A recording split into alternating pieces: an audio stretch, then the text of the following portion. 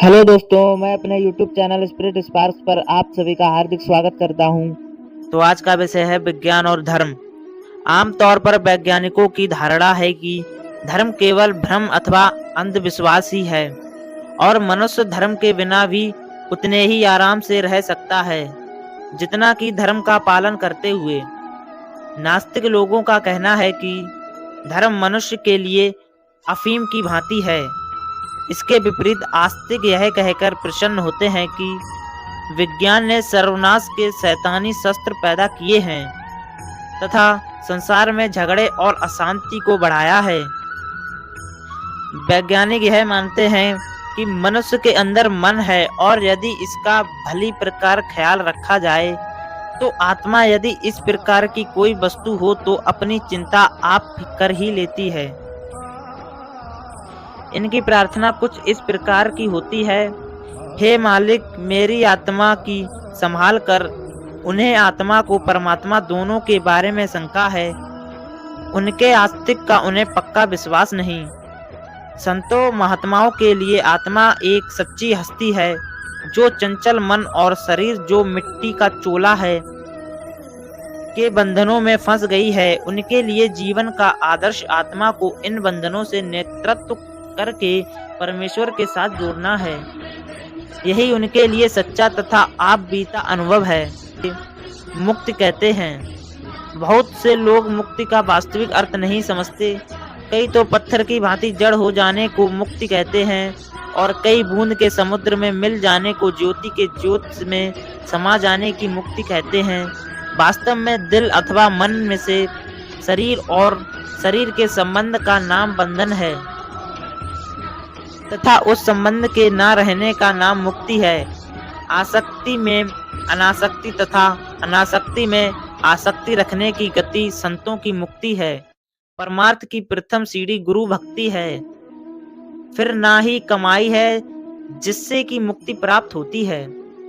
यह जीवन मुक्ति की वह स्थिति है जिसमें असलियत के मुकाम अर्थात धुर धाम की जो रूह का निज धाम है प्राप्त होती है। यदि विज्ञान और धर्म के फायदे और उनकी खास सीमाओं पर गहराई के साथ विचार किया जाए तो उन दोनों को आपस में घनिष्ठ संबंध मालूम देगा।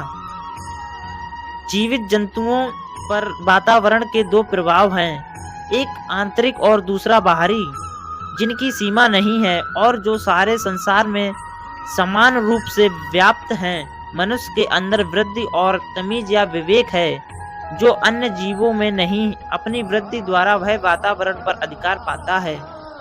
जब तक मनुष्य के अंतरी और बाहरी संबंध एक रस रहते हैं तो वह खुश रहता है। यदि सब कुछ हमारी इच्छा अनुसार होता रहे हम प्रसन्न हैं, पर देखने में आता है कि यह एक रस रहने की आलस अधिक समय तक नहीं रह सकती, क्योंकि अंदर और बाहर के संबंध स्थिर नहीं हैं, दोनों ही बदलते रहते हैं। मनुष्य इस एक रास्ता की हालत को फिर पाने के लिए दो प्रकार प्रयत्न करता है। एक तो बाहरी पदार्थों पर इस प्रकार अधिकार पाकर कि उसकी आवश्यकताएं जब भी वह चाहे पूरी तो सकें, और दूसरे अंतर की उपचाहटों को इस प्रकार वश में करें कि बाहर के सदा बदलने वाले वातावरण का उनके ऊपर असर अथवा प्रतिक्रिया ना हो सके। पहला प्रयास विज्ञान के दायरे में है तथा दूसरा धर्म का काम है।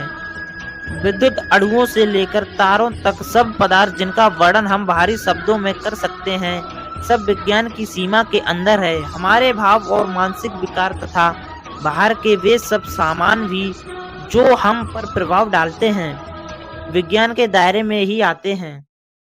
बाहर के विज्ञान में हम प्रत्येक वस्तु को इन इंद्रियों जैसे आँख, कान, नाक आदि द्वारा देख, सुन और सूंघ सकते हैं, पर अंदर की दुनिया निराली है। वहां हमारी इस प्रकार पहुंच नहीं। बाहर की आंखें मनुष्य के अंदर की अवस्था को देख नहीं सकती तथा दूसरे विज्ञान की बाहरी पदार्थ में मात्रा का सवाल है। उदाहरणार्थ दो आधी रोटियां मिलाने से एक पूरी रोटी बन जाती है, पर दो आधी बुद्धि वाले मिलकर एक पूरी बुद्धि वाला नहीं बन सकता। तीसरे विज्ञान की खोज में हम बाहर की सामग्री से बहुत कुछ सहायता ले सकते हैं और अनेक व्यक्ति उनके द्वारा प्रयोग करके अनुभव प्राप्त कर सकते हैं। विज्ञान के अनुभवों और परिणामों को हम बाहर प्रत्यक्ष देख सकते हैं। बाहर की दुनिया में विज्ञान के विशेष महत्व के यही मूल कारण है। विज्ञान में नित्य नए प्रयोग हो रहे हैं तथा और होते रहेंगे, इनका कोई अंत नहीं। तो दोस्तों, वीडियो अच्छी लगी हो तो वीडियो को लाइक एंड चैनल को सब्सक्राइब कर लेना और दोस्तों के साथ शेयर करना, क्योंकि ऐसी वीडियो हमारे चैनल पर रोजाना देखने को मिलेंगी। धन्यवाद।